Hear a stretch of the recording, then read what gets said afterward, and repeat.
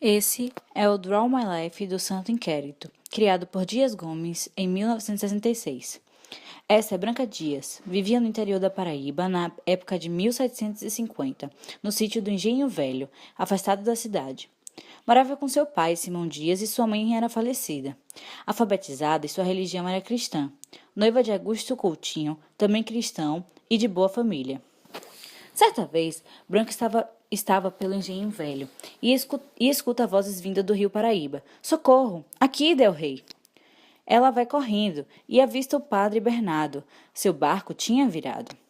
Ela o traz para o chão e tenta movimentá-lo, mas como o mesmo continua desfalecido, ela leva os lábios à sua boca para entrar o ar nos pulmões.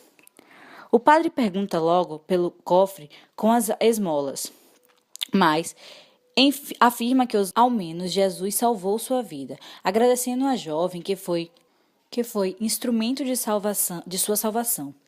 Logo, Branca diz: Não foi por Deus a quem fiz isso, e sim para ficar satisfeita comigo mesmo, porque era um gesto de amor ao meu semelhante, e é no amor que a gente encontra Deus.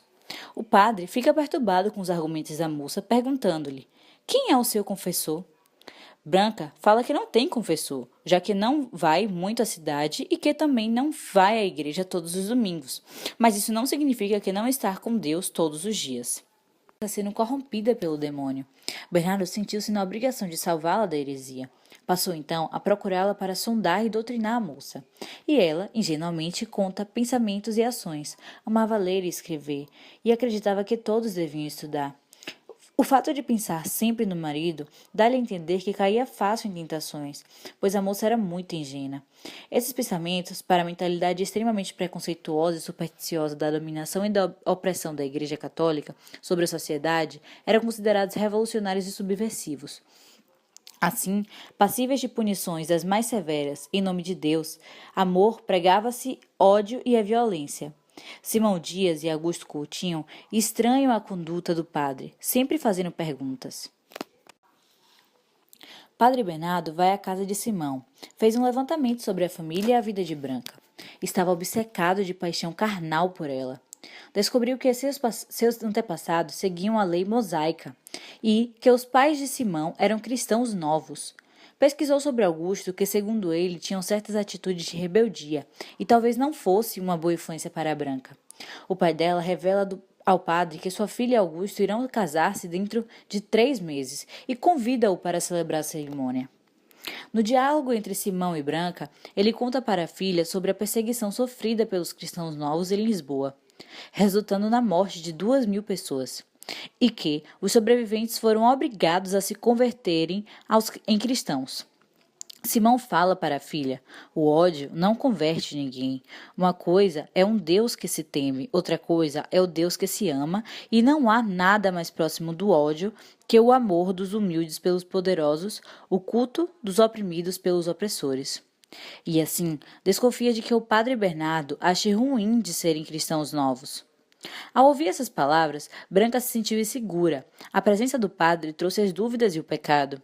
Depois disso, Branca começa a perceber que tudo pode ter interpretações diferentes e percebe que o padre Bernardo pode ter entendido de outra forma o fato que ela colocou seus lábios no dele para salvá-lo. Em outro discurso com o padre, Branca lhe conta que vai antecipar o casamento porque confia tanto em Deus quanto em seu noivo Augustinho. Bernardo faz uma proposta dela se afastar de Augustinho e não ver outra saída a não ser denunciá-la ao visitador da Santa Inquisição, que dava o direito de se confessar em 15 dias para receber penitências leves, caso contrário, poderia até ser queimada na fogueira. O visitador é um bispo e o notório vão informar Branca e Simão que eles haviam sido denunciados.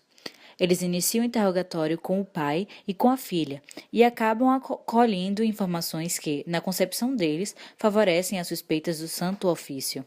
Como, por exemplo, uma Bíblia escrita em português. O fato de uma mulher saber ler, o fato de seu avô ter praticado ritos judaizantes, entre outros. Sendo ela presa pelo tribunal, perdeu sua liberdade pelo mau uso que fez dela. Branca está perplexa, não entende qual o seu crime. Também o pai e o noivo foram presos. Alguns dias depois, Bernardo vai buscá-la na prisão para que seja levada a julgamento e sugere-lhe que faça uma prece. Branca recusa-se a se ajoelhar na frente do inquisidor e questiona-o. Atitude que lhe é desfavorável perante eles, que consideram-na arrogante e tomada pelo diabo. Durante o inquérito, tentam confundi-la e induzi-la a confessar crimes que, no seu ponto de vista, era o natural da vida, era o que Deus queria. Ela recusa-se a confessar o que não é verdade. Aparece Augusto, seu noivo, que foi torturado e poderia ser excomungado por não denunciar Branca ao santo inquérito. É concedido ao casal pelo visitador que conversem durante pouco tempo a sós. Branca diz a Augusto que vai confessar o que eles querem, para que parem de torturá-lo. Mas o noivo está irredutível na conservação da sua dignidade, que está sendo injustamente posta à prova pelos interesses da opressão. Ele não quer que Branca se submeta à igreja. São separados pelo guarda. Já na cela, Padre Bernardo diz a ela que ele chega a ter alucinações depois que os lábios dela encostam nos dele, que o gosto impuro dos lábios dela persistem na sua boca. Ela tem uma chance de abjurar perante ao tribunal da Inquisição. A princípio, ela aceita, mas depois que soube da morte de Augusto por torturas e que Simão Dias, que estava na mesma cela, omitiu-se de salvar o rapaz, ela desiste de abjurar, por considerar esta a forma de estar sendo conivente com essa brutalidade sem fim. Assim, o que lhe restou foi ser queimada viva na fogueira.